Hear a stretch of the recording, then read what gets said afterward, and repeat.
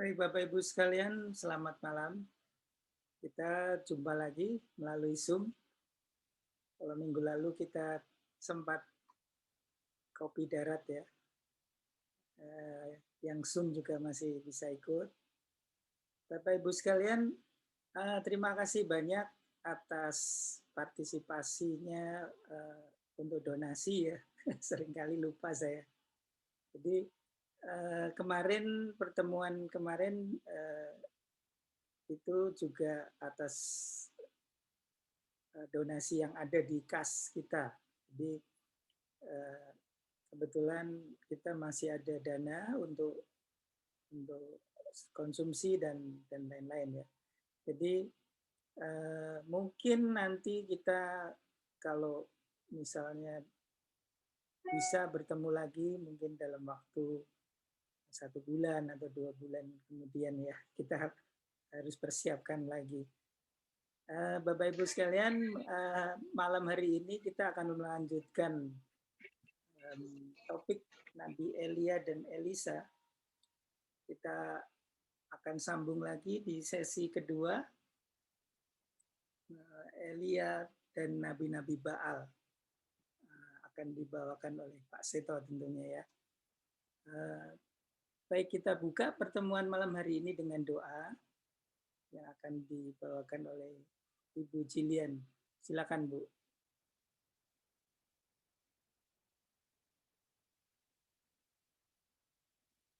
Di unmute dulu ya, Bu. Oke. Selamat malam Bapak Ibu semuanya. Mari kita bersatu bersama dalam doa sebentar. Dalam nama Bapa dan Putra dan Roh Kudus. Amin. Amin. Terima kasih ya Tuhan atas segala yang telah Kau berikan kepada kami. Kami mohon ampunilah dosa-dosa kami dan bimbinglah kami ke arah jalan-Mu. Ya Tuhan, hari ini, malam ini kami ingin mendengarkan pengajaran dari Pak Seto mengenai nabi-nabi. Bukalah hati dan pikiran kami supaya apa yang kami terima itu adalah benar, dan cangkir-cangkir yang kami sudah penuh bisa dikosongkan, dan supaya kami bisa isi dengan cangkirnya dengan penuh sesuai dengan pengajaran Pak Seto. Terima kasih ya Tuhan atas segala yang telah Kau berikan pada kami. Ya Tuhan, ampunilah dosa-dosa kami dan bimbinglah kami ke arah jalan Bapa kami yang ada di surga. Muliakanlah nama-Mu, datanglah kerajaan, jadilah kehendak-Mu di atas bumi seperti dalam surga. Berilah kami rezeki pada hari ini dan ampunilah kesalahan kami, seperti kami pun mengampuni salah pada kami. Jangan biarkan kami masuk dalam cobaan, tapi bebaskan kami dari yang jahat. Amin. Dalam nama Bapa dan Putra dan Roh Kudus. Amin. Baik, terima kasih Bu Jilian. Baik Bapak Ibu sekalian, mari kita dengar pengajaran dari Pak Seto. Silakan Pak. Sunarto, Sun terlalu kecil suaranya. Sun. Ya.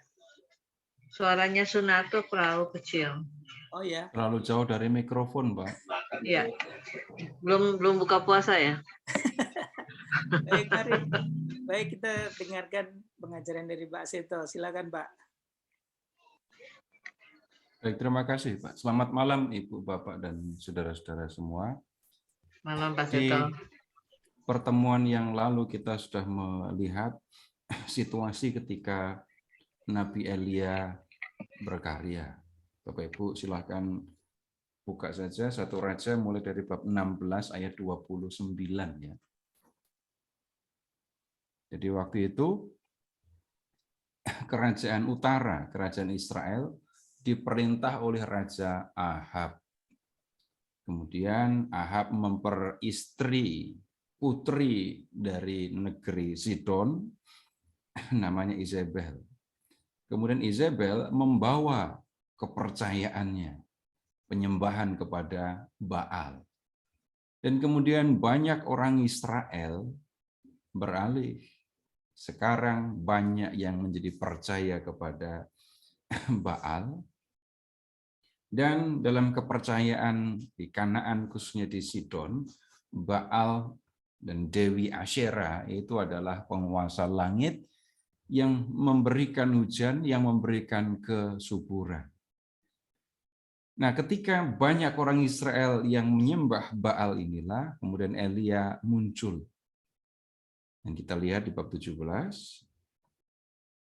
lihat ke ayat 1, Elia mengatakan, demi Tuhan yang hidup Allah Israel yang kulayani, sesungguhnya tidak akan ada embun atau hujan pada tahun-tahun ini kecuali kalau ku katakan. Nah, apa yang disampaikan oleh Elia ini sebenarnya mau melawan gitu ya. Keyakinan bahwa Baal adalah dewa yang menurunkan hujan. Nah, Elia berdiri di pihak Yahweh, berbicara atas nama Yahweh Allah Israel dan mengatakan tidak akan ada hujan. Hujan tidak akan turun kecuali kalau aku mengatakan hujan akan turun. Nah, kemudian benar-benar yang dikatakan oleh Elia itu terjadi di 1 Raja bab 17. Kemudian Bapak bisa melihat di ayat 5 dan 6 Elia disuruh bersembunyi. Nah, kemudian lihat di ayat 7, sungai yang di dekatnya Elia bersembunyi menjadi kering. Elia kemudian disuruh oleh Tuhan untuk pergi ke Sarfat yang ada di wilayah Sidon, pusat penyembahan Baal, negeri asal Izebel. Dan lihat di tanah Sidon, kemarau sudah melanda negeri itu. Kekeringan yang mendatangkan celaka untuk orang-orang lemah, untuk orang-orang yang tidak punya cukup bahan makanan. Nah, kemudian Bapak Ibu lihat jadinya ya di bab 17 ayat 7 sampai dengan 16. Nah, itu kekeringan melanda Sidon.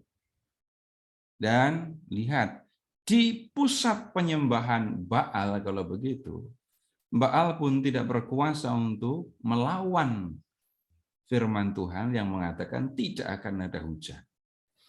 Sebaliknya kalau begitu, kekuasaan Yahweh Allah Israel ternyata juga meliputi Sidon. Nah, kemudian sekarang Bapak Ibu kita ke bab 18. Ini posisi Elia ada di Sidon ya. Ayat 1.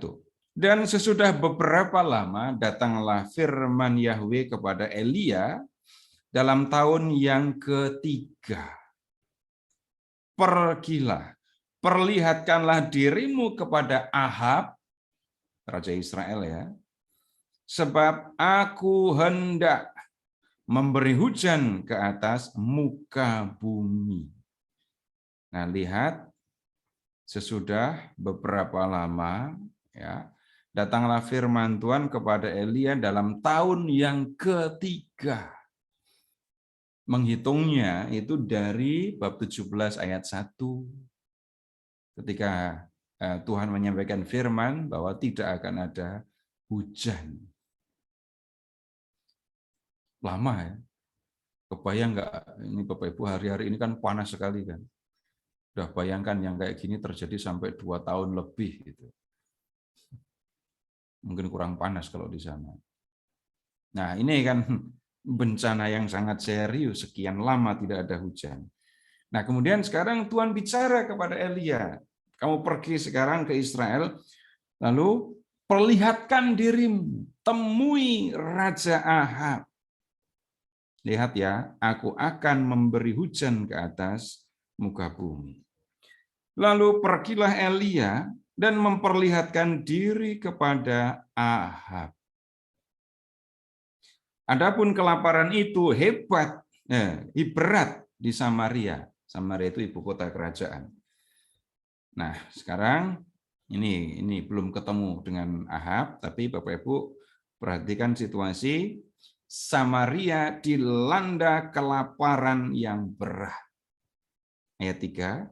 Sebab itu Ahab telah memanggil Obadya menjadi kepala istana. Obadja itu seorang yang sungguh-sungguh takut akan Tuhan. Karena pada waktu Yezebel melenyapkan nabi-nabi Tuhan, Obadja mengambil 100 orang nabi, lalu menyembunyikan mereka 50-50 sekelompok dalam gua dan mengurus makanan dan minuman mereka. Nah, perhatikan ada tokoh lain yang muncul di sini namanya Obadja. Kita tidak tahu banyak, tapi Bapak Ibu cukup melihat keterangan yang ada di ayat 4 dan 3 ya tentu saja. Obadja itu adalah seorang yang dikatakan takut akan Tuhan. Dia tetap setia, dia tetap menyembah Yahweh Allah Israel. Dan sikapnya yang takut akan Tuhan itu terlihat dengan jelas ketika Yezebel membunuh nabi-nabi Tuhan. Dan pada waktu itu ya Obadja diam-diam menyembunyikan 100 orang nabi dibagi 2 kelompok, dan kemudian ya Obadja mengurus makanan dan minuman mereka. Nah, kemudian kita lihat apa yang dilakukan oleh Ahab, ayat 5. Ahab berkata kepada Obadja, "Jelajahilah negeri ini dan pergilah ke segala mata air dan ke semua sungai. Barangkali kita menemukan rumput sehingga kita dapat menyelamatkan kuda dan bagal, dan tidak usah kita memotong seekor pun dari hewan itu." Lalu mereka membagi tanah itu untuk menjelajahinya. Ahab pergi seorang diri ke arah yang satu, dan Obadja pergi ke arah yang lain. Paham maksudnya kan ya, sederhana saja. Ini sudah kering, nggak ada air. Lalu ya Ahab mau mencari, siapa tahu masih ada mata air, siapa tahu masih ada sumber air di Israel. Lalu mereka bagi tugas, ya hanya berdua ini ya. Ya tapi kalau raja bepergian tentu saja nggak mungkin seorang sendirian ya, pasti ada timnya. Tapi Ahab pergi ke arah yang satu, Obadja pergi ke arah yang lain untuk mencari sumber air kalau masih ada. Nah, kemudian mereka berpisah ya. Obadja ketemu dengan Elia, ayat 7. Sedang Obadja di tengah jalan, ia bertemu dengan Elia. Setelah mengenali dia, ini Obadja ya, sujud serta bertanya. Ini pertanyaannya kepada Elia. "Engkaukah ini, hai tuanku Elia?" Jawab Elia kepadanya, "Benar. Pergilah, katakanlah kepada tuanmu, Elia ada."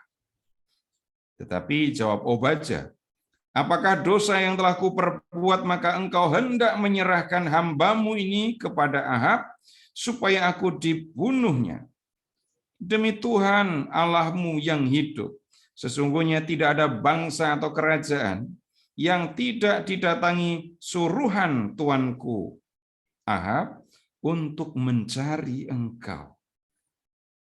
Dan apabila orang berkata, ia tidak ada, maka ia menyuruh kerajaan atau bangsa itu bersumpah bahwa engkau tidak ditemukan di sana. Dan sekarang engkau berkata, pergilah katakanlah kepada tuanmu, Elia ada. Mungkin terjadi apabila aku sudah pergi daripadamu, roh Tuhan mengangkat engkau ke tempat yang tidak ku ketahui. Kalau aku sampai kepada Ahab untuk memberitahukannya, dan engkau tidak didapatinya, tentulah ia akan membunuh aku. Padahal hambamu ini sejak kecil takut akan Tuhan. Tidakkah diberitahukan kepada tuanku apa yang telah kulakukan pada waktu Yezebel membunuh nabi-nabi Tuhan? Bagaimana aku menyembunyikan 100 orang nabi-nabi Tuhan dalam gua, 50 sekelompok, dan mengurus makanan dan minuman mereka? Dan sekarang, mengapa engkau ini berkata, pergilah, katakanlah kepada tuanmu, Elia ada. Jawab Elia, demi Tuhan semesta alam yang hidup yang kulayani sesungguhnya, hari ini juga aku akan memperlihatkan diri kepadanya. Nah, ini rupanya Elia bukan orang asing untuk Obadja sebenarnya ya. Karena si Obadja itu orang yang takut akan Tuhan, kemudian pernah menyembunyikan nabi-nabi Tuhan. Nah, kemudian pertemuan Elia dengan Obadja, ya ini mengejutkan Obadja ya. Kembali Bapak Ibu ke ayat 7. Engkaukah ini hai tuanku Elia? Ya, benar. Lalu Elia malah memberikan tugas, pergilah katakan kepada tuanmu, Elia ada. Kamu kasih tahu ke Raja Ahab, Elia ada di sini. Nah, apa yang dikatakan oleh Elia ini membuat Obadja takut.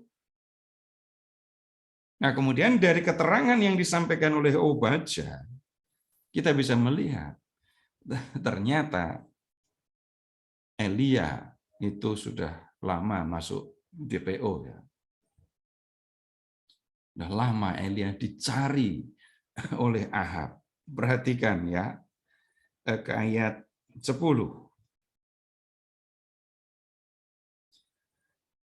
Demi Tuhan Allahmu yang hidup, sesungguhnya tidak ada bangsa atau kerajaan yang tidak didatangi suruhan Tuanku Ahab untuk mencari engkau. Jadi Ahab sudah mengirim orang ke banyak tempat untuk mencari Elia. Jadi keberadaan Elia di Sidon, di Sarfat itu tidak terdeteksi oleh para utusan Ahab kalau begitu ya. Dan kemudian lihat kalimat berikutnya. Kalau sampai para utusan yang atau ya teman-teman di kerajaan lain mengatakan Elia nggak ada di sini, maka orang itu atau kerajaan itu harus bersumpah bahwa memang Elia nggak ada di situ. Nah, kemudian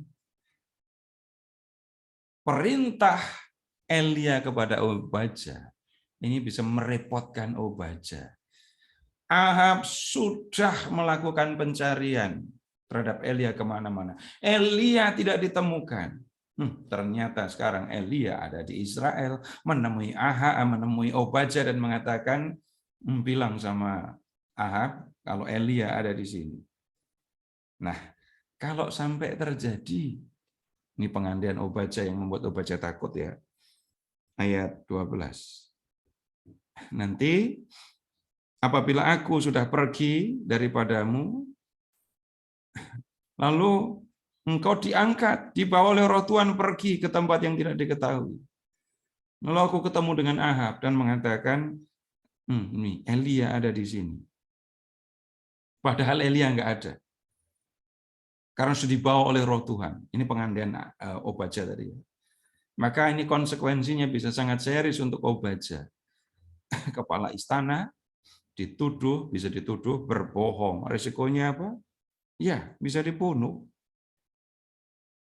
Nah, kemudian gini, si Obadja mengatakan, apakah engkau ini tega membiarkan aku dibunuh oleh Ahab? Padahal engkau tahu yang aku lakukan kepada nabi-nabi Tuhan ketika Isabel berusaha membunuh mereka. Tapi ya, Elia tetap meyakinkan Obadja bahwa ya, aku akan bertemu dengan Ahab.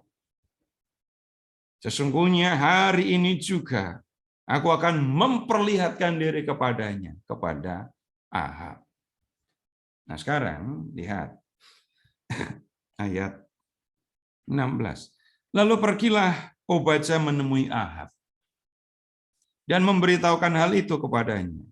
Kemudian Ahab pergi menemui Elia. Orang yang selama lebih dari 2 tahun dia cari. Orang itu ternyata sekarang menemui dia. Ya. Segera sesudah Ahab melihat Elia, ia berkata kepadanya, engkaukah itu yang mencelakakan Israel? Jadi Ahab justru menuduh Elia sebagai orang yang mencelakakan Israel.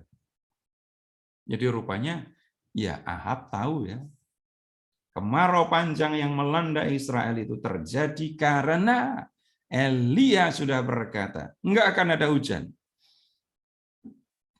Nah, kemudian benar-benar hujan tidak turun.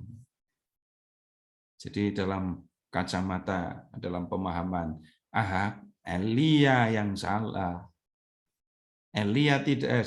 Ahab tidak memperhatikan apa yang sudah dilakukannya. Maka kemudian Elia menjawab di ayat 18. Jawab Elia kepadanya, bukan aku yang mencelakakan Israel, melainkan engkau ini dan kaum keluargamu. Kenapa? Sebab kamu telah meninggalkan perintah-perintah Yahweh, dan engkau ini telah mengikuti para Baal. Kalau Tuhan sampai menyuruh aku mengatakan bahwa tidak akan ada hujan kecuali kalau kukatakan, itu karena kamu dan keluargamu sudah membuat orang Israel menyembah Baal. Kalau kamu tidak berlaku seperti itu, kalau kamu tetap setia kepada Yahweh Allah Israel, Yahweh tidak akan menyuruh aku mengatakan bahwa tidak akan ada hujan. Jadi jelas dalam pemahaman, dalam ucapan Elia, Ahablah yang membuat celaka orang Israel. Ahablah yang membuat orang Israel kelaparan. Nah, kemudian lihat Bapak Ibu, ini mulai Elia menantang sebenarnya. Ayat 19 ya. Sebab itu, suruhlah mengumpulkan seluruh Israel ke Gunung Karmel. Juga nabi-nabi Baal yang 450 orang itu, dan nabi-nabi Asyera yang 400 itu, yang mendapat makan dari meja istana Izebel. Nah ini Elia menyampaikan tantangan. Suruh semua orang Israel pergi ke Gunung Karmel. Suruh juga para nabi Baal dan para nabi Asyera. Untuk apa? Nah, kita lihat cerita selanjutnya. Ayat 20. Ahab mengirim orang ke seluruh Israel dan mengumpulkan nabi-nabi itu ke Gunung Karmel. Lalu Elia mendekati seluruh rakyat itu dan berkata, berapa lama lagi kamu berlaku timpang dan bercabang hati? Kalau Yahweh itu Allah, ikutilah dia. Dan kalau Baal, ikutilah dia. Tetapi rakyat itu tidak menjawabnya sepatah kata pun. Lalu Elia berkata kepada rakyat itu, hanya aku seorang diri yang tinggal sebagai nabi Yahweh. Padahal nabi-nabi Baal ada 450 orang banyaknya. Namun baiklah, diberikan kepada kami 2 ekor lembu jantan. Biarlah mereka, nabi-nabi Baal itu, memilih seekor lembu, memotong-motongnya, menaruhnya ke atas kayu api. Tetapi mereka tidak boleh menaruh api. Aku pun akan mengolah lembu yang seekor lagi, meletakkannya ke atas kayu api, dan juga tidak akan menaruh api. Berikutnya, kemudian biarlah kamu memanggil nama ilahmu, dan aku pun akan memanggil nama Yahweh. Maka, lihat, Allah yang menjawab dengan api, dialah Allah. Seluruh rakyat menyaut, katanya, baiklah demikian. Ini maksud Elia apa? Bapak Ibu lihat ya, orang Israel sudah dibilang oleh Elia, berapa lama lagi kamu akan bercabang hati? Menyembah Yahweh, ya kurang. Tapi lebih banyak menyembah Baal. Nah, ketika ditanya, kalau Yahweh, ketika Elia berkata, kalau Yahweh itu Allah, ikuti dia. Kalau Yahweh itu Baal, ikutilah dia. Loh, tapi enggak begitu. Elia mau menunjukkan kepada orang Israel, Allah yang sebenarnya itu siapa? Yahweh atau Baal? Siapa yang sesungguhnya berkuasa atas langit dan bumi? Siapa yang berkuasa untuk menurunkan hujan atau menahan hujan? Yahweh atau Baal?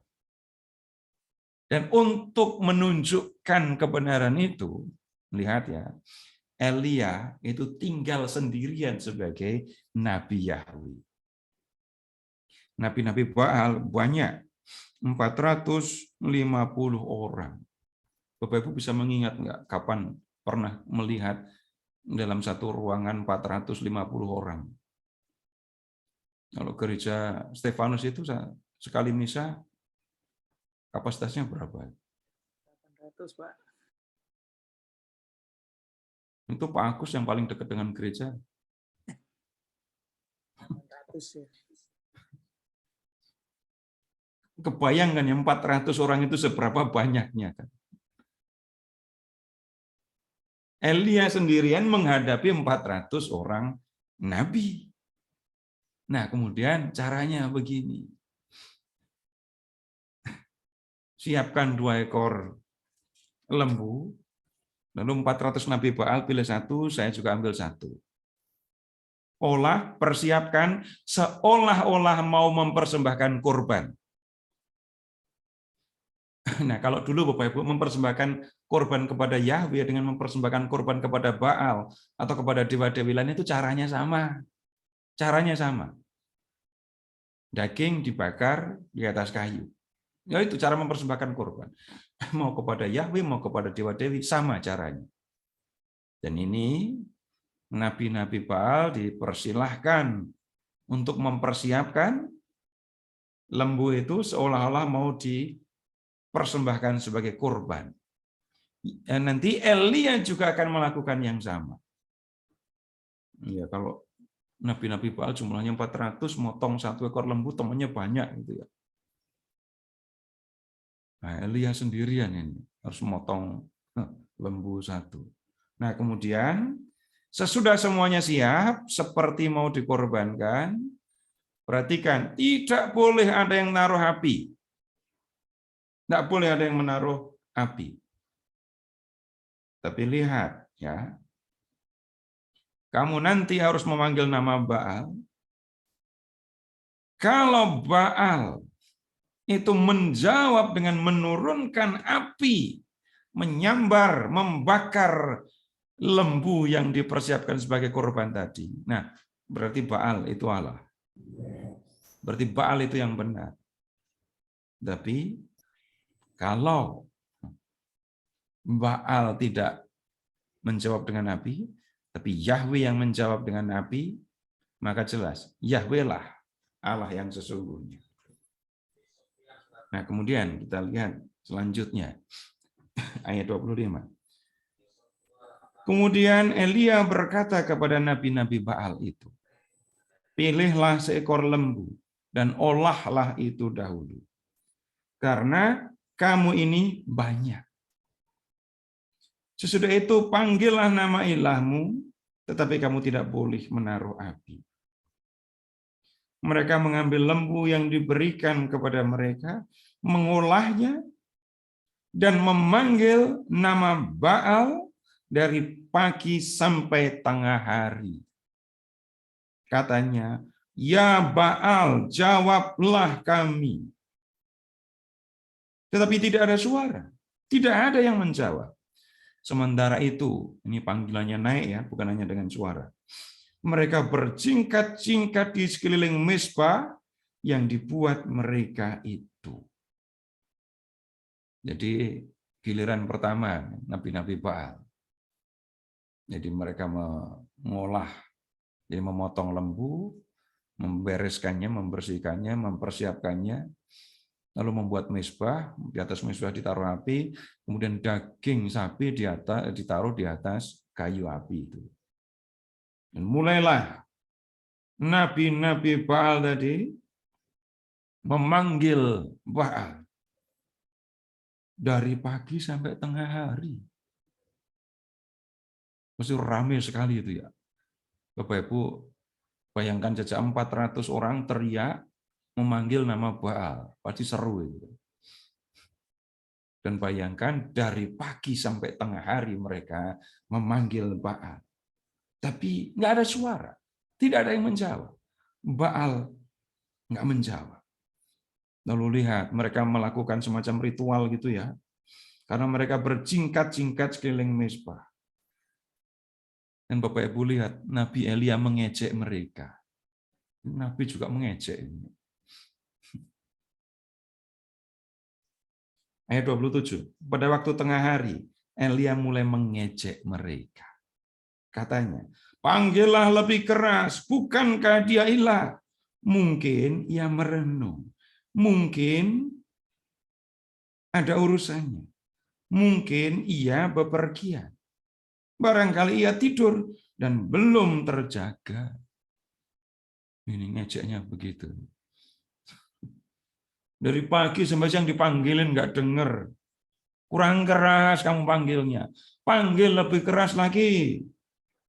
Mungkin dia baru merenung nggak denger teriakan. Mungkin tadi dia masih ada urusan, nggak sempat dengerin kalimatmu. Tapi mungkin juga waktu kamu teriak-teriak memanggil, Baal baru pergi. Teriak yang lebih kencang biar dia cepat pulang. Atau mungkin dia tidur. Tidurnya nyenyak sekali pasti. Karena dari pagi sampai siang dipanggilin nggak denger. Mereka nggak jawab ya. Tapi lihat berikutnya. Naik lagi tensinya. Bukan hanya berjingkat-jingkat, tapi lihat ayat 28. Maka mereka memanggil lebih keras serta menoreh-noreh dirinya dengan pedang dan tombak seperti kebiasaan mereka sehingga darah bercucuran dari tubuh mereka. Ini cara memanggil dewa yang kita tidak pahami sekarang.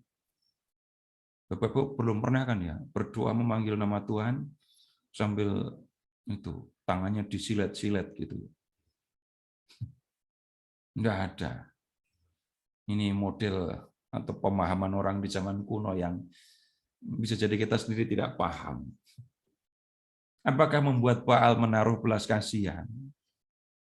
Bisa. Atau dengan menoreh-noreh itu lalu mengeluarkan darah, Baal akan menjadi lebih tertarik, mungkin juga begitu. Tetapi lihat, Baal juga tetap tidak menjawab. Belum selesai, ayat 29. Sesudah lewat tengah hari, mereka kerasukan. Sampai waktu mempersembahkan korban petang. Tetapi tidak ada suara, tidak ada yang menjawab, tidak ada tanda perhatian. Sudah dipanggil dengan macam-macam cara, Baal tetap tidak muncul. Nah, ini sudah hampir jelas ini ya. Berarti Baal bukan Allah. Tapi bagaimana dengan Yahweh yang dilayani oleh Elia? Lanjut ke ayat 30. Kata Elia kepada seluruh rakyat ini, datanglah dekat kepadaku. Maka mendekatlah seluruh rakyat itu kepadanya. Lalu ia memperbaiki mezbah Yahweh yang telah diruntuhkan itu. Oh, ternyata di Gunung Karmel ada ya bekas mezbah untuk Yahweh. Elia memperbaikinya. Kemudian Elia mengambil 12 batu menurut jumlah suku keturunan Yakub. Kepada Yakub ini telah datang firman Yahweh, engkau akan bernama Israel. Nah, ini Elia mengambil dari kitab Kejadian bab 32 atau 35. Kemudian ia mendirikan batu-batu itu menjadi mezbah demi nama Yahweh dan membuat suatu parit sekeliling mezbah itu yang dapat memuat 2 sukat benih. 1 sukat itu berapa banyak? Bapak Ibu tolong mencari dulu, tolong cari di kamus di bagian belakang Alkitab, Bapak Ibu. 1 sukat itu berapa banyak?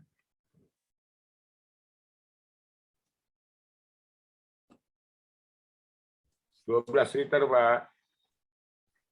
1 sukat 12 liter. Dan kemudian kalau di sini dikatakan membuat suatu parit sekeliling mezbah yang dapat memuat 2 sukat. Tapi masa cuma 24 liter? Dikit sekali. Nanti lihat yang berikutnya. Jangan-jangan lebih dari itu yang dimaksudkan. Ia menyusun kayu api, ayat 33, memotong lembu itu, dan menaruh potongan-potongannya di atas kayu api itu. Sesudah itu, ia berkata, penuhilah 4 buyung dengan air, dan tuangkanlah ke atas korban bakaran, dan ke atas kayu api itu. Ini aneh ini ya. Elia sudah mendirikan mezbah, sudah menaruh kayu api di atas mezbah, sudah menyembelih lembu, memotong-motong dagingnya, kemudian sudah menaruh potongan daging di atas kayu. Tapi tadi Elia membuat parit di sekeliling mezbah. Enggak biasa orang membuat mezbah dengan parit. Nah, kemudian Elia malah meminta, penuhilah 4 buyung dengan air. Tuangkan ke atas korban bakaran, ke atas kayu api. Jadi daging korban dan kayunya disiram dengan air. Itu sudah perintah yang nggak biasa. Tapi yang lebih sulit sebenarnya, ini kan musim kering ya.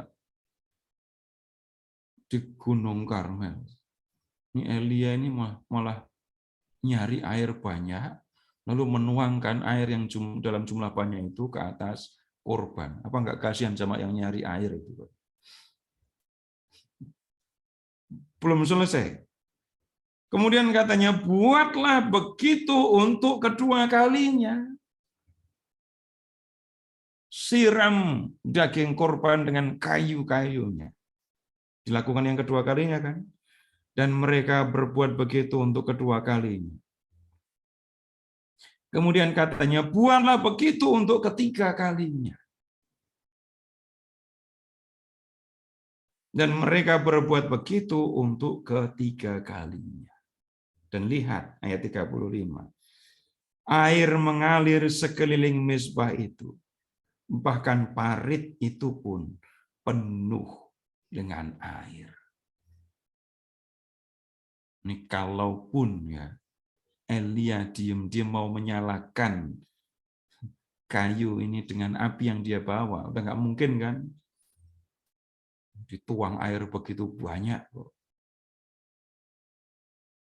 Mungkin bisa jadi ini kan udah siang, airnya sudah kering. Kayunya sudah kering. Nah, kalau nabi-nabi Baal tadi kan dari pagi. Jadi nggak bisa kalaupun mau dinyalakan dengan api yang dibawa. Nah, kemudian sekarang lihat ke ayat 36 yang dilakukan oleh Elia selanjutnya. Kemudian pada waktu mempersembahkan korban petang, ini sudah mulai sore ya, tampillah Nabi Elia dan berkata, Ya Yahweh Allah Abraham, Ishak dan Israel, pada hari ini biarlah diketahui orang bahwa Engkaulah Allah di tengah-tengah Israel, dan bahwa aku ini hamba-Mu, dan bahwa atas firman-Mu lah aku melakukan segala perkara ini. Jawablah aku, ya Yahweh.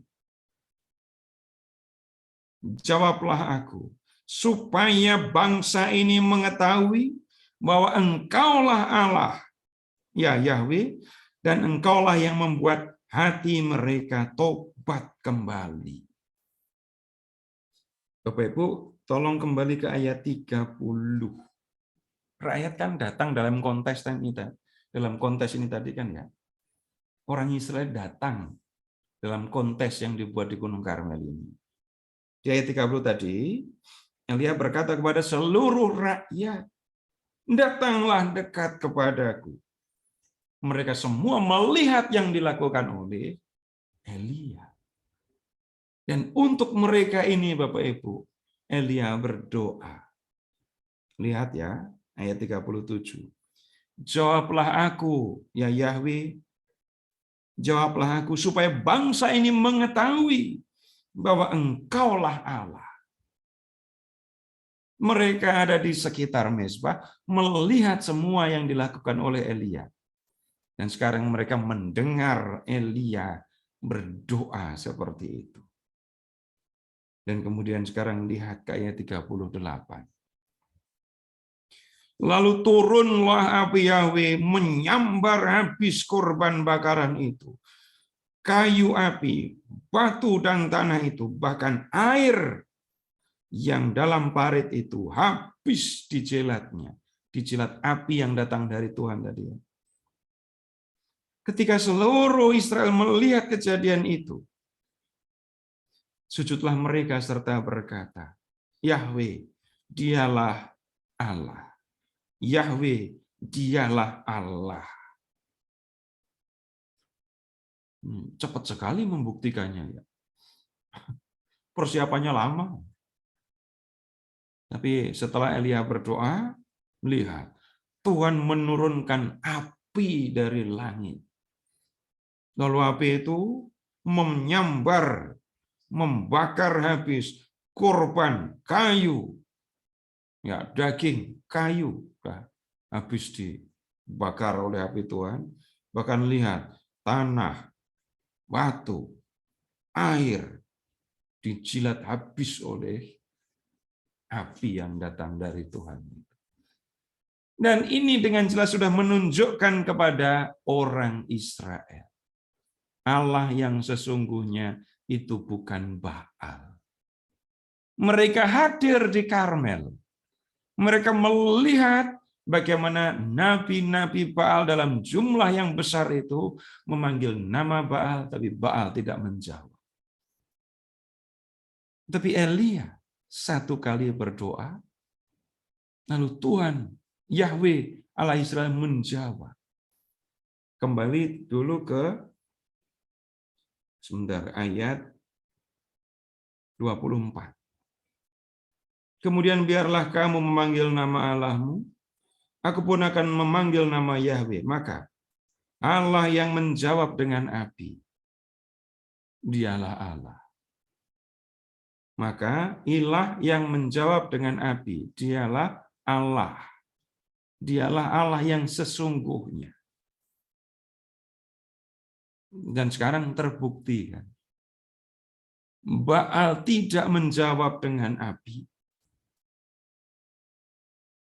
Jadi korban bakaran, ya, tidak berubah. Tidak terjadi apa-apa. Padahal nabi-nabi Baal sudah memanggil nama Baal dari pagi sampai siang. Dan orang Israel melihat dengan jelas, Yahweh menjawab doa Elia, dan ini jelas membuktikan Yahweh adalah Allah yang sesungguhnya.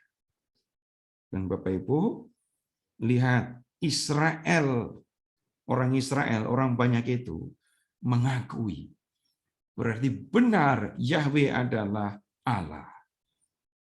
Nah, kemudian ini yang berat untuk didengar, ayat 40 ini. Kata Elia kepada mereka, tangkaplah nabi-nabi Baal itu. Seorang pun dari mereka tidak boleh luput. 400 orang, tangkap semua. Setelah ditangkap, Elia membawa mereka ke sungai Kison dan menyembelih mereka di sana. Elia membawa mereka ke sungai Kison dan Elia juga yang menyembelih nabi-nabi Baal itu. Nyembelih 450 orang. Kebayang situasinya kayak apa. Ini kalau hanya membaca teks gitu kan nggak dengar suaranya kan ya. Tapi Bapak Ibu lihat, orang Israel jumlahnya banyak sekali. Mereka menangkap 450 orang Nabi Baal. 400 orang. Mereka kalau ditangkap diam saja. Nggak mungkin diam. Kalau mereka tahu kalau mereka mau disembelih, diam. Nggak mungkin. Ketika mulai teman-temannya satu demi satu disembelih, yang nunggu giliran disembelih juga diam. Nggak mungkin. Suasana pasti sangat heboh. Tetapi ya, Elia seorang diri menunjukkan kepada orang Israel, Yahweh adalah Allah yang sesungguhnya. Nah, Bapak Ibu sampai di sini dulu. Masih ada 6 ayat, tapi kita tunggu dulu. Silahkan kalau ada yang mau disampaikan. Silahkan Pak Narto. Silakan Bapak Ibu. Ada yang mau bertanya mungkin? Atau sudah cukup jelas? Ya, dari tadi kita ini ya mendengarkan. Suara Pak Narto kecil, Pak. Oh iya. Nggak tahu nih, mungkin laptop saya nih. Iya, harus ditambah dengan mikrofon itu. Iya. Ini mikrofon saya begini, mikrofon saya besar sekali nih, Pak. Oh iya. Loh, Iya, iya. Pak Agus, Pak Seto, ya. Pak Narto, tadi saya terlambat sekitar 5 menit. Saya nggak tahu di awal kalau sudah dijelaskan. Mau tanya Pak, kalau Obaja dalam cerita ini nggak ada kaitannya dengan Obaja Nabi kecil itu Pak ya, penulis Injil Perjanjian Lama? Enggak, Pak. Terima kasih. Keterangan tentang Obaja hanya kita temukan di dalam teks ini tadi. Kalau di teks hanya dikatakan Obaja itu, beda, Pak, ya? Kenapa? Sama sekali beda ya dengan Nabi kecil di dalam Perjanjian Lama ya? Iya, namanya aja yang sama. Ya, terima kasih Pak. Ya, namanya sama, orangnya beda. Dan banyak yang begitu loh ya. Yesaya itu bapaknya namanya Amos. Tapi Amos itu ya beda dengan ayah dari Nabi Yesaya dengan Amos Nabi udah berbeda. Lalu ada Nabi Hosea. Tapi raja terakhir dari kerajaan utara namanya juga Hosea. Ya adalah beberapa orang yang punya nama yang sama begitu. Ya, itu Pak. Saya ada pertanyaan. Silakan Pak. Saya ya Pak. Ya. Ya. Pak Sito, pertanyaan ini di ayat 18, di bab 18 ayat 1 itu kan Tuhan mengatakan kalau Dia akan memberi hujan ke atas bumi. Kemudian oleh Nabi Elia dieksekusi menjadi cara-cara seperti itu. Itu apa ya istilahnya? Alurnya bagaimana Pak ya? Artinya apa yang dilakukan Nabi Elia memilih cara yang seperti itu yang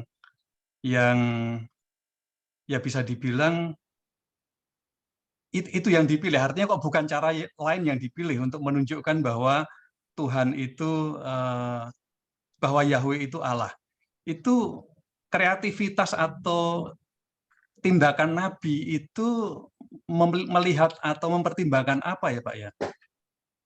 Itu Pak. Baik. Jadi hujannya tunggu dulu Pak ya, sebentar lagi hujannya akan turun. Oke. Tunggu dulu, tapi ini ya tentang kontes yang di Gunung Karmel ini ya. Iya, iya. Kenapa Nabi Elia kok pilih cara yang Cara itu, ya. ya seperti ini, milih kontes kok ya kayak gini. Nah, kemudian gini dulu Pak, tolong ke bab 16. Lihat ke bab 16. Lihat ke ayat 32.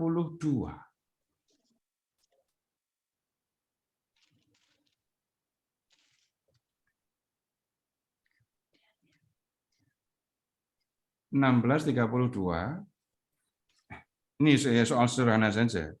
Kalau mau lihat di ini ayat itu, kemudian ia membuat mezbah untuk Baal itu di kuil Baal yang didirikannya di Samaria. Jadi di Samaria dibuat tempat khusus, tempat ibadah untuk Baal ya. Dan sudah dibuat mezbah di situ. Nah, kemudian kita kembali ke pemahaman tentang bagaimana menyembah dewa-dewi dan menyembah Allah, itu caranya sama. Mempersembahkan korban, dan cara mempersembahkan korban itu adalah membuat mezbah dulu. Membuat altar dari batu. Ya, kalau Bapak Ibu mencari atau Bapak Ibu googling, Bapak Ibu masih bisa menemukan ini mezbah yang benar-benar dari zaman kuno. Yang paling dikenal itu dari Beersheba. Jadi ada yang tumpuan batu kasar gitu ya. Tapi ada yang mau dibuatnya dengan batu persegi jadi lebih halus. Tapi fungsinya masih tetap sama. Nah, baik persembahan atau untuk Baal maupun persembahan kepada Yahweh itu dilakukan dengan membakar korban di mezbah. Lalu korbannya itu dari ya yang mereka biasa temui. Kalau kita melihat Taurat akan kita temukan begini. Ada korban yang berupa daging. Lemak juga ya. Nah, ini dibakar. Ada persembahan yang berupa roti. Anggur juga ada. Tapi yang paling banyak, paling umum dilakukan itu adalah membakar korban daging binatang di mezbah. Jadi itu cara yang biasa, cara yang paling umum dilakukan kalau orang Israel dan orang-orang di zaman itu mau mempersembahkan sesuatu kepada dewa. Nah, dengan cara ini mempersembahkan korban, jadi kontesnya adalah kontes mempersembahkan korban. Lalu ketahuan sekarang, kalau kamu mempersembahkan korban kepada Baal, Baalnya nggak ada itu, Baalnya nggak jawab itu. Jadi persembahan kamu kepada Baal, jadi sebenarnya sia-sia. Tapi kalau kamu mempersembahkan korban kepada Yahweh, lihat, Yahweh nggak usah menyebutnya ya, nggak usah kamu membakar korban, Yahweh bisa kalau mau itu mengambil korbanmu dengan api. Nanti kalau Bapak Ibu membaca kisah lahirnya Simson, Bapak Ibu akan menemukan kejadian yang mirip, yang serupa. Ya, begitu Pak maksudnya. Baik Pak, terima kasih. Pak Narto, saya Pak Narto.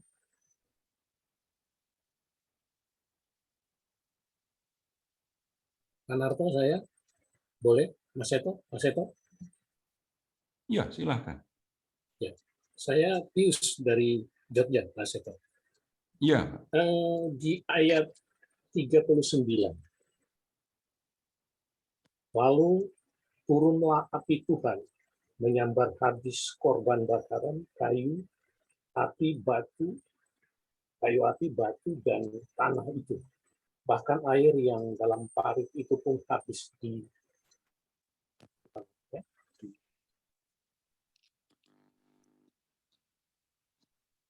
dan mereka semua itu dan dia adalah Tuhan. Dia 38 ya. Begini, pertanyaan saya begini Pak Seto. Pada zaman dulu hal seperti itu lumrah dan pasti terjadi. Pada zaman sekarang ini kadang-kadang kami gregetan, Pak Seto. Banyak orang yang menghina salib, mengatakan bahwa di situ ada jin. Kemudian juga ada yang mengatakan bahwa Tuhan diperanakan siapa bidannya, dan seterusnya yang sifatnya itu sebenarnya hampir sama dengan apa yang dilakukan oleh kaum Baal dan pengikut-pengikutnya pada saat itu terhadap Yahweh dan pengikutnya. Pertanyaannya itu adalah kenapa ada begitu perbedaan yang luar biasa? Artinya Tuhan tidak menampakkan kuasanya seperti di Perjanjian Lama, sehingga kita yang ada sekarang ini lebih banyak menjalani dari apa yang diajarkan oleh Tuhan Yesus sendiri, bahwa kalau menampar pipi kiri, kasihlah pipi kanan, atau menampar pipi kanan, kasihlah pipi kiri. Tetapi secara batinnya ada semacam gregetan-gregetan.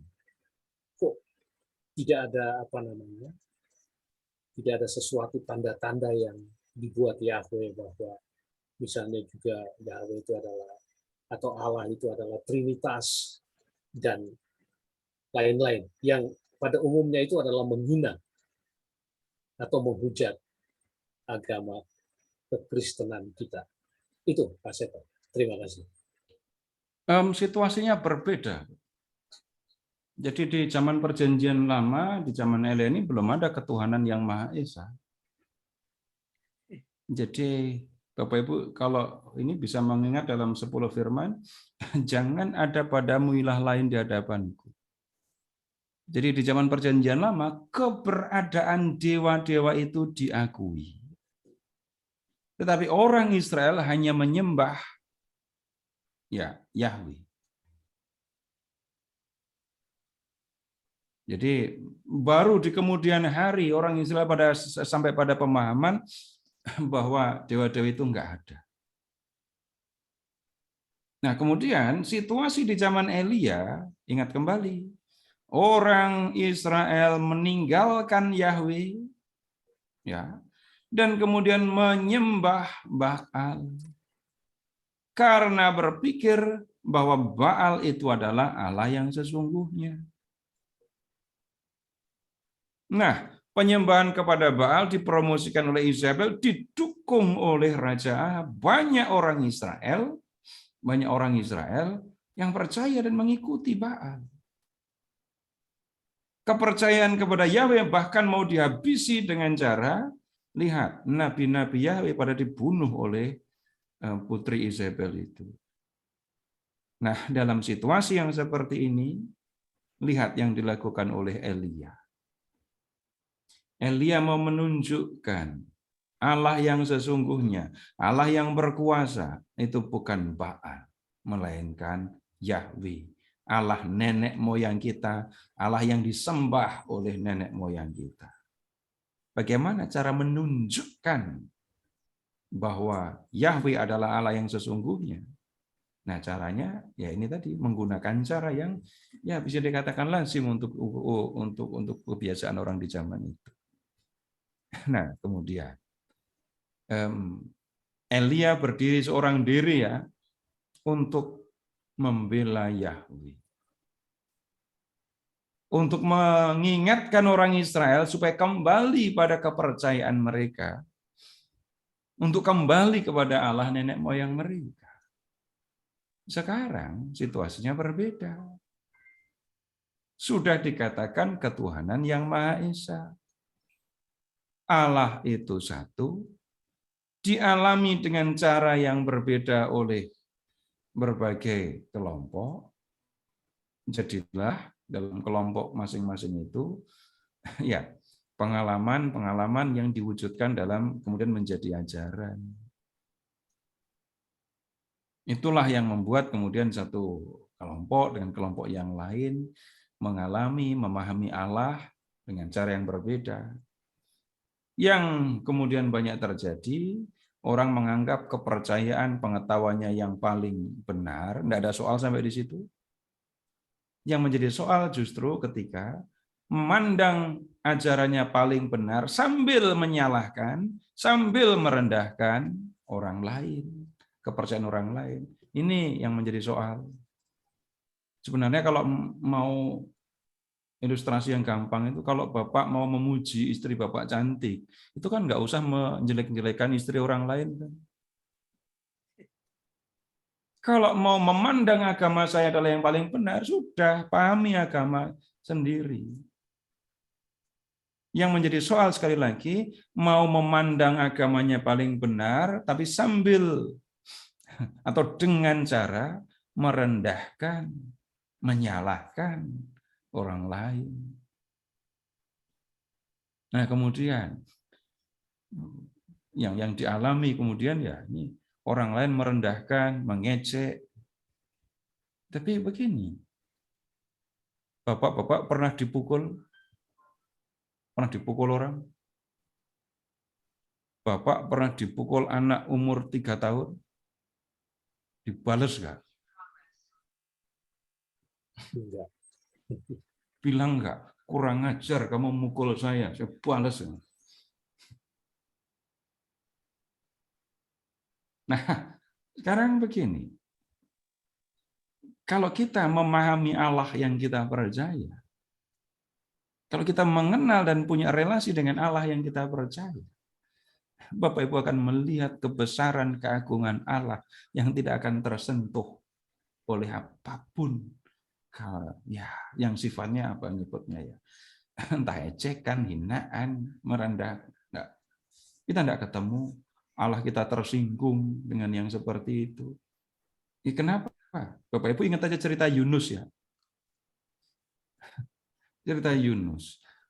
Orang Asyur itu adalah musuh Israel yang menghancurkan Israel. Yunus kemudian diminta untuk menyerukan pertobatan kepada orang Asyur. Orang Niniwe. Nah, kemudian orang Niniwe mendengarkan seruan seruan Yunus. Mereka bertobat, Tuhan mengcancel hukuman untuk Niniwe, untuk Asyur. Yunus yang jengkel. Yunus yang jengkel. Lalu Tuhan menjawab, kamu emangnya tega melihat aku menghancurkan, menghukum Asyur yang tidak bisa membedakan tangan kanan dari tangan kiri. Mereka nggak ngerti apa-apa. Mereka membedakan tangan dan kiri aja nggak bisa, masa aku harus ajar mereka. Nah, kemudian kalau kita ketemu dengan apa ya menyebutnya, mengecekkan atau hinaan yang membuat atau mengeluarkan hinaan, emangnya mereka tahu apa yang mereka omongkan? Emangnya mereka tahu apa yang kita percaya? Enggak. Dalam banyak hal, orang-orang yang mengucapkan kalimat-kalimat seperti itu sebenarnya bukan orang yang paham tentang Tuhan. Sama sekali tidak paham tentang Tuhan, tetapi ya ada sesuatu yang sesungguhnya dia sembunyikan. Ada sesuatu yang apa menyebutnya. Sebenarnya mereka nggak ngerti, nggak paham. Kalau mereka diomong semuanya yang mereka percaya apa adanya, mereka akan menunjukkan mereka nggak benar. Kok Tuhan diem aja digituin? Nah, gimana? Tuhan harus menghajar mereka yang menghina? Loh, Tuhan tidak terhina kok. Tuhan tidak terpengaruh oleh hinaan. Itu seperti Bapak Ibu dipukuli sama anak umur 3 tahun. Nggak akan menjadi marah dan jengkel. Begitu, Pak. Baik, terima kasih Pak Seto. Ya. Pak, Masih ada lagi? tanya. Iya, saya tanya Pak. Silakan Bu Iya, Ani. silakan. Iya, sinyalnya teteh Pak. Pak Seto, kalau lihat dari pentas tadi itu kan setelah para nabi Baal tadi tidak berhasil, kemudian Elia berhasil menghadirkan Allah tadi dalam mezbah, lalu mereka kemudian disembelih. Apa itu bisa dibilang satu budaya bahwa yang kalah itu pasti akan dibunuh? Pada saat itu bisa dibilang budayanya begitu, Pak? Oh, budaya itu apa, Bu ya? Enggak, ya maksudnya adat atau kebiasaan mereka begitu, misalnya mengadakan satu pentas atau lomba atau pertandingan atau apalah istilahnya gitu. Begini, kalau kita bicara tentang, saya ambil contoh ilustrasi ya, Daud dengan Salomo. Daud itu berdosa ya. Dosa Daud yang paling ibu ingat dosanya apa?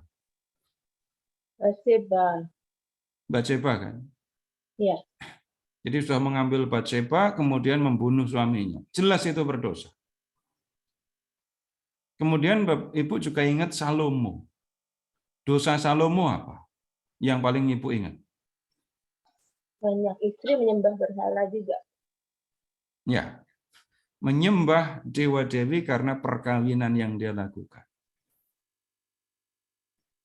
Di mata kita, bisa jadi namanya menyembah berhala itu nggak ada artinya kan ya? Lebih menyakitkan mana? Ibu mendengar berita orang menyembah berhala atau mendengar berita ada orang dibunuh terus istrinya diambil? Mana yang mengena di hati Ibu? Mana yang Ibu lebih tertarik untuk membaca beritanya dah? Orang menyembah berhala atau orang yang membunuh suami untuk mengambil istrinya? Bunuh suami mengambil istrinya. Tapi sekarang Bapak Ibu coba lihat dari sudut pandang yang berbeda. Di mata Tuhan, mana yang lebih berat salahnya? Daud atau Salomo? Salomo. Ya, dosa Salomo lebih berat. Menyembah berhala, meninggalkan Yahweh dan menyembah dewa-dewi, itu dosa yang sangat serius. Di mata Tuhan itu jauh lebih berat. Nah, kemudian sekarang begini. Isabel membawa penyembahan kepada Baal di Israel. Membuat banyak orang Israel tidak percaya lagi kepada Yahweh dan menyembah Yahweh. Dengan kata lain, ya,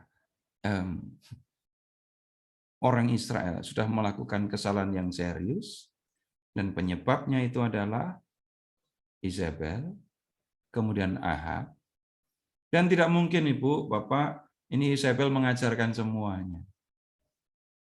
Isabel mendatangkan nabi-nabi dari negerinya untuk mengajarkan bagaimana menyembah Baal. Apa enggak berbahaya untuk iman akan Yahweh keberadaan nabi-nabi itu? Jadi urusannya bukan soal menang kontes, membunuh yang kalah, bukan itu. Tapi urusannya adalah ini adalah orang-orang yang melakukan kesalahan yang serius, membahayakan sungguh-sungguh kepercayaan kepada Yahweh. Paham maksud saya, Bu? Iya. Berarti Ya. tindakan itu dibenarkan gitu, Pak? Tunggu dulu, apanya yang tindakan yang dibenarkan?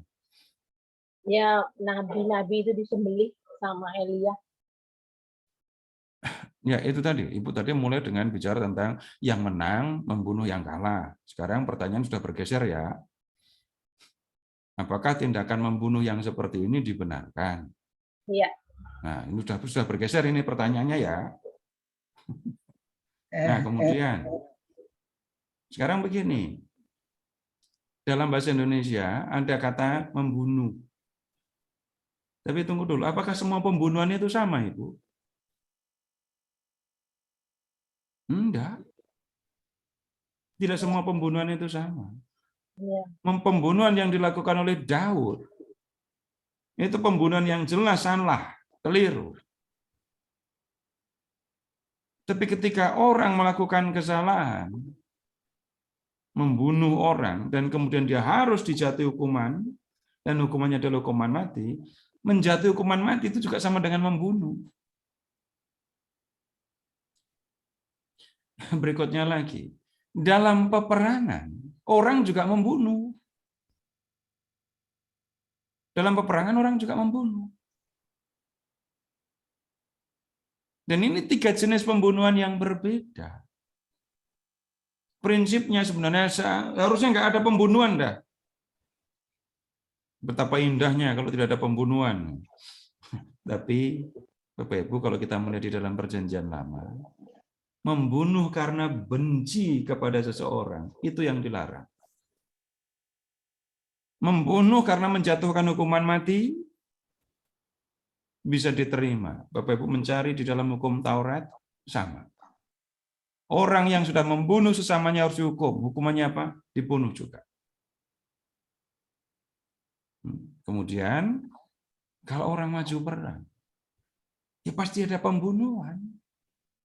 Tapi membunuh dalam konteks perang, tidak ada larangan. Nah, sekarang Bapak Ibu bisa lihat. Ada 3 jenis pembunuhan kan?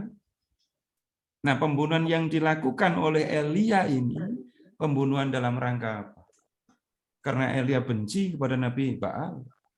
Karena urusan pribadi. Bukan.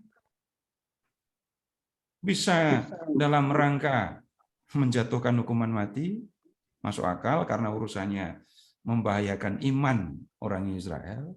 Bisa dalam konteks perang, menyangkut soal kepercayaan juga. Jadi, tidak bisa kita mengatakan, Nabi kok membunuh. Kalau Nabi membunuh, salah. Kalau membiarkan diri dibunuh, benar apa salah? No, nggak pernah ditanya kalau yang ini ya. Membiarkan diri dibunuh, itu benar apa salah? Kalau Tuhan Yesus itu membiarkan diri dibunuh apa enggak? Iya. Iya, malam itu pulang aja ke Galilea kalau nggak mau dibunuh. Iya. Toh yang mau nangkep Yesus pada nggak kenal kok. Kan harus ada ciuman Yudas untuk menunjukkan orang yang aku cium, itulah dia. Tangkaplah dia dan bawalah dia dengan selamat. Jadi kalau Yesus malam itu pergi ke Galilea pulang, atau lari menjauh dari Yerusalem, aman. Nanti akan ketemu soal lain kan? Ya, begitu. Udah ya? Terima kasih, Pak. Ya. Kita lanjut ke ayat 41. Ini baru kita sekarang ngomongin hujan. Tidak akan ada embun atau hujan pada tahun-tahun ini kecuali kalau kukatakan, gitu kan? Nah, sekarang ayat 41. Kemudian berkatalah Elia kepada Ahab. Ahab ada di situ juga ya. Pergilah, makanlah dan minumlah, sebab bunyi derau hujan sudah kedengaran. Lalu Ahab pergi untuk makan dan minum. Tetapi Elia naik ke puncak Gunung Karmel. Lalu ia membungkuk ke tanah dengan mukanya di antara kedua lututnya. Ini saya iri sama Elia. Karena dia bisa lihat, membungkuk ke tanah dengan muka di antara kedua lutut. Bapak-bapak coba dah, kalau bisa. Susah. Ini ketahuan kan ya, Elia itu Susah kurus. Kurus ya dia pasti. Ya kurus. Ya. Makanya saya bilang, saya iri melihat ini. Bisa naruh muka di antara lutut ini. Saya sudah berapa tahun nggak bisa yang begini. Nah kemudian, setelah itu yang berkata kepada pelayannya, ini saya ganti. Ini Bu, tulisannya begini tapi saya baca pelayan. Karena ada orang Batak. Nggak boleh saya baca begitu. Kenapa? Tanya sendiri sama yang dari Batak. Tapi sama artinya ya. Naiklah ke atas, lihatlah ke arah laut. Pelayan itu naik ke atas, ia melihat dan berkata, tidak ada apa-apa. Perhatikan lagi. Elia naik ke puncak Gunung Karmel, kemudian membungkuk. Ayat 43, setelah itu ia berkata kepada pelayannya, naiklah ke atas. Sudah di puncak kok naik ke atas. Kemudian lihatlah ke arah laut. Kamu naik, lihat ke arah laut. Lalu pelayan itu naik ke atas, lalu melihat ke arah laut dan berkata, tidak ada apa-apa. Kata Elia, pergilah sekali lagi. Demikianlah sampai 7 kali. Jadi pelayan Elia itu mundar-mandir ya. Ternyata Elia nggak sendirian, dia ada pelayannya. Nanti muridnya Elisa juga punya pelayan. Kalau pelayan Elia nggak disebut namanya, kalau pelayan Elisa disebut Gehazi namanya. Pada ke-7 kalinya berkatalah pelayan itu, wah, awan kecil sebesar telapak tangan timbul dari laut. Lalu kata Elia, pergilah, katakanlah kepada Ahab, pasang keretamu dan turunlah, jangan sampai engkau terhalang oleh hujan. Jadi lihat pesan Elia, pasang keretamu, turunlah, cepat-cepat ini ya, jangan sampai engkau terhalang oleh hujan. Kalau muncul kalimat terhalang oleh hujan, Bapak Ibu sudah bisa menduga kan hujannya bakal deras apa enggak. Nah, kemudian maka dalam sekejap mata langit menjadi kelam oleh awan badai. Lalu turunlah hujan yang lebat. Ahab naik kereta lalu pergi ke Yisrael. Tetapi kuasa Yahweh berlaku atas Elia, ia mengikat pinggangnya dan berlari mendahului Ahab sampai ke jalan menuju Yisrael. Begini Bapak Ibu, Ahab itu punya 2 istana ya. 2 istana. Yang pertama tentu saja di ibu kota Samaria, dan yang kedua itu adanya di Yisrael. Nah, nanti Bapak Ibu ketika ketemu dengan Pak Nabot, nah itu rumahnya di dekat istana yang ada di Yisrael ini. Jadi Ahab punya 2 istana. Dan kali ini lihat Ahab pergi ke Yisrael naik kereta. Wah, ini yang saya juga pengen ini ya. Kuasa Tuhan berlaku atas Elia, ia mengikat pinggangnya dan berlari mendahului Ahab. Mendahului kereta kuda yang lari kencang karena hujan. Nah, sekarang begini. Ini Elia sudah mengatakan hujan akan turun dan hujan turun beneran. Ini sudah tahun ketiga. Dan ini lagi dengan jelas menunjukkan Yahweh adalah yang berkuasa atas langit. Bapak Ibu silahkan mengingat ketika Ahab menyalahkan Elia. Kamu membuat orang Israel celaka.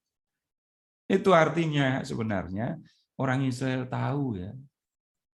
Yang membuat hujan nggak turun-turun itu karena kata-kata Elia. Dan kemudian Bapak Ibu sekarang lihat Elia titip pesan kepada kepada Ahab kan ya. Sekarang tolong kembali ke ayat 44 tadi.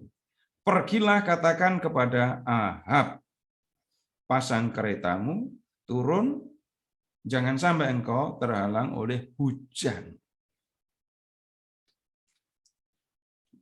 Nah, kemudian di bab 17 ayat 1. Berkatalah Elia kepada Ahab, demi Tuhan yang hidup, tidak akan ada embun atau hujan. Ahab mendengar firman Tuhan melalui Elia, tidak akan ada hujan, kecuali kalau kukatakan. Sekarang di tahun ketiga, Elia bicara kepada Ahab lewat utusannya, ya, lewat pelayannya. Hujan akan turun. Dan hujan turun beneran.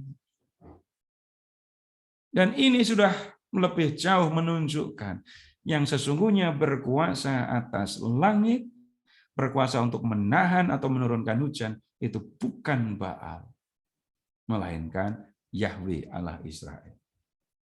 Nah, kemudian sekarang begini Bapak Ibu, kalau kita mau belajar dari peristiwa ini, agak sulit bagi kita kalau mau belajar gimana caranya menahan hujan atau menurunkan hujan gitu ya. Kalau berhasil Bapak Ibu bisa diundang ke MotoGP nanti.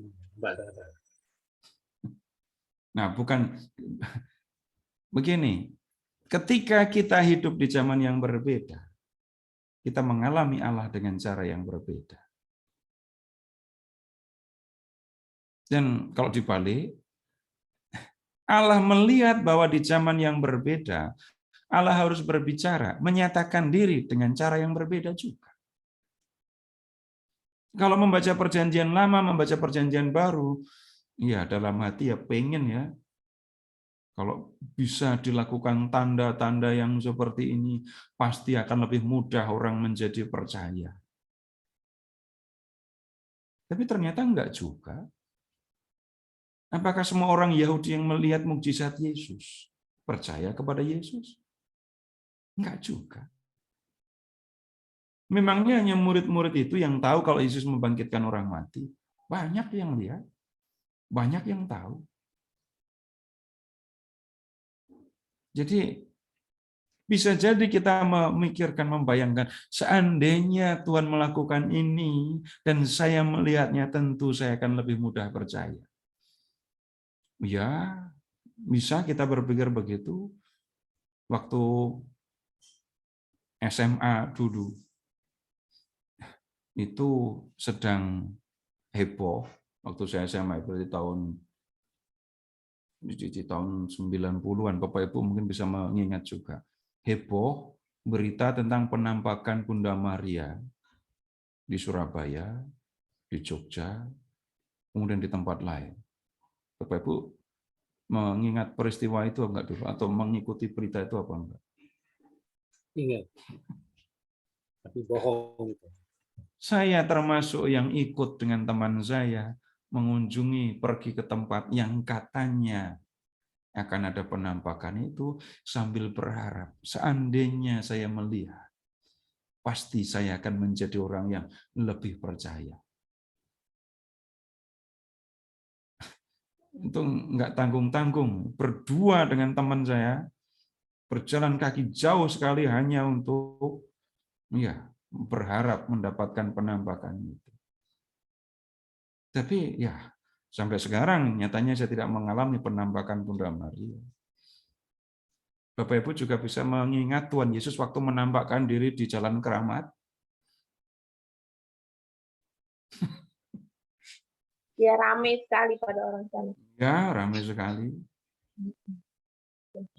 Lalu ada juga yang sampai berbicara, ini cara melihatnya, ada tekniknya. Iya, tapi saya sudah mengalami dulu waktu SMA, macam-macam hal begitu, malah tidak terpengaruh apa-apa. Saya berharap mengalami ini dan berharap ini akan membuat saya lebih percaya. Enggak.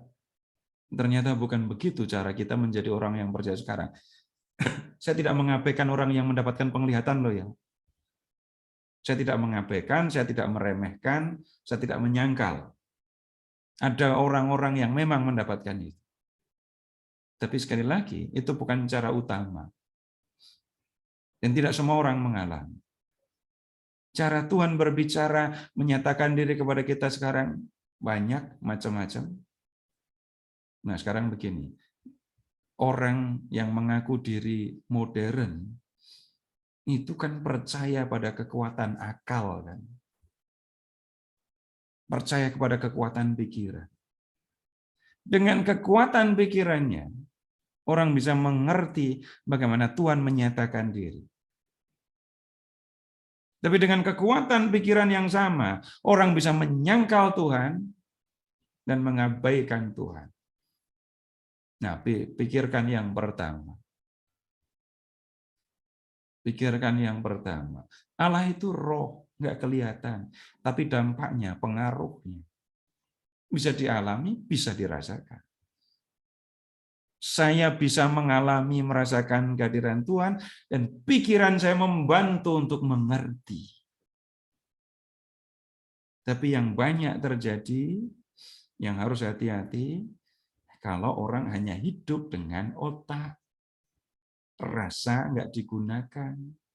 Itu peringatan serius ya. Karena Bapak Ibu waktu kita sekolah kita itu kan sekolah otak, atau bukan sekolah hati. Pelajaran apa? Mungkin Bapak Ibu lebih mengalami ya daripada saya, atau generasi yang berikutnya ini lagi.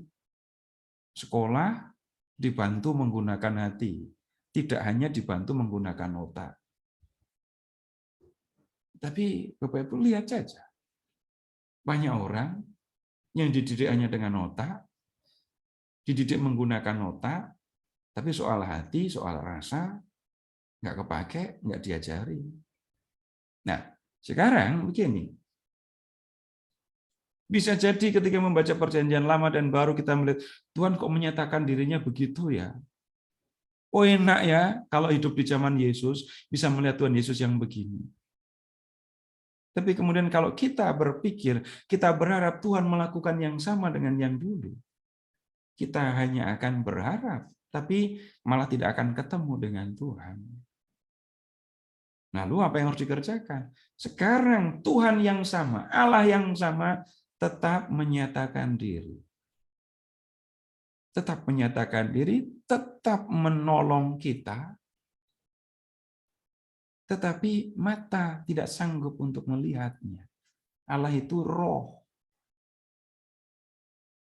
Jangan sampai orang mengatakan, karena mata saya tidak melihat, maka Allah itu jelas tidak ada. Konyol sekali kan kalau sampai mengatakan begitu. Seberapa kuatnya mata kita. Sederhana saja, lepas saja kacamata. Ngelihat yang ada di depan aja nggak kelihatan, apalagi mau ngelihat roh. Ngelihat yang di depan nggak kelihatan. Ngelihat yang di belakang kita, apalagi. Nggak mungkin mengandalkan mata untuk membuktikan, menunjukkan.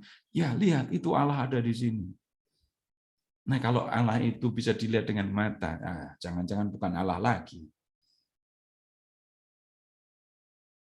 Kalau misalnya penampakan, orang yang menerima penampakan, itu kan bisa melihat, tapi orang di sekitarnya nggak ngelihat kan? Berarti ngelihatnya pakai mata atau bukan? Bukan. Harusnya teman-teman Paulus juga ngelihat cahaya dong kalau melihatnya pakai mata. Matanya sama kok. Nah, Bapak Ibu, kembali. Kita diberi oleh Tuhan kemampuan untuk berpikir, kemampuan untuk merasa. Nah, ini perangkat yang diberikan oleh Tuhan supaya kita bisa memandang, melihat Tuhan yang ada, yang hidup dalam dunia kita. Nah, kemudian begini, Bapak Ibu, ini kalau saya ketemu dengan para katekumen yang ada di paroki kami, saya banyak ketemu cerita yang buat saya nggak masuk di akal saya. Bagaimana mereka berjuang untuk tetap percaya, mempertahankan kepercayaan maksudnya, menghadapi gangguan, tentangan, nggak mundur sama sekali. Ada kekuatan yang nggak bisa ini dihitung atau diperhatikan. Hebat sekali kamu ini. Saya bisa mengambil simpulan. Nggak mungkin dengan dayanya sendiri orang ini bisa melakukan yang seperti ini. Nah, orang itu merasakan. Tapi saya ikut merasakan dan kemudian memikirkan, Tuhan tetap menolong orang-orang ini. Tuhan tetap membantu mereka untuk bertahan di dalam iman. Apakah hanya mereka yang mengalami? Ya, enggak lah. Tuhan juga menolong kita dengan caranya sendiri. Dan yang kita perlukan adalah saya menggunakan hati untuk merasa, menggunakan pikiran untuk memahami. Sekali lagi, mata juga digunakan untuk melihat ya. Tapi sekarang untuk melihat arloji. Jam berapa sekarang? Nah, udah. Terima kasih Bapak Ibu. Selamat malam. Baik, Pak Seto. Terima kasih banyak, Pak. Malam hari ini kita semoga makin bertambah iman kita ya. Allah itu siapa? Dan kita tidak mencari-cari yang lain. Baik, Bapak Ibu, masih ada 6 sesi lagi. Kita ikuti terus. Minggu depan nanti kita kabar kalau apakah kita akan break dulu atau lanjut terus ya. Nanti kita beri kabar di grup. Baik, kita tutup pertemuan malam hari ini dengan doa. Silakan Bu Jilian. Baiklah, mari kita bersatu dalam berdoa. Dalam nama Bapa dan Putra dan Roh Kudus, amin. Ya Tuhan Allah, terima kasih ya Tuhan atas segala pengajaran yang telah Kau berikan kepada kami. Kaulah satu-satunya Allah yang kami sembah. Tiada ada yang Allah lain. Berikanlah kami kekuatan dan kepercayaan penuh dan penyerahan diri untuk berserah kepada Engkau saja ya Tuhan. Karena hanya Engkaulah Allah kami. Terima kasih ya Tuhan atas pengajaran Engkau telah berikan. Bukalah hati, pikiran, dan jiwa kami. Dan supaya kami selalu searah dengan pikiran yang Engkau inginkan kepada kami. Marilah kita berdoa sesuai dengan ajaran yang telah diberikan kepada Allah Bapa kami. Bapa kami yang ada di surga, dimuliakanlah namamu, datanglah kerajaan-Mu. Jadilah kehendak-Mu di atas bumi seperti di dalam surga. Berilah kami rezeki pada hari ini, dan ampunilah kesalahan kami, seperti kami pun mengampuni yang bersalah pada kami.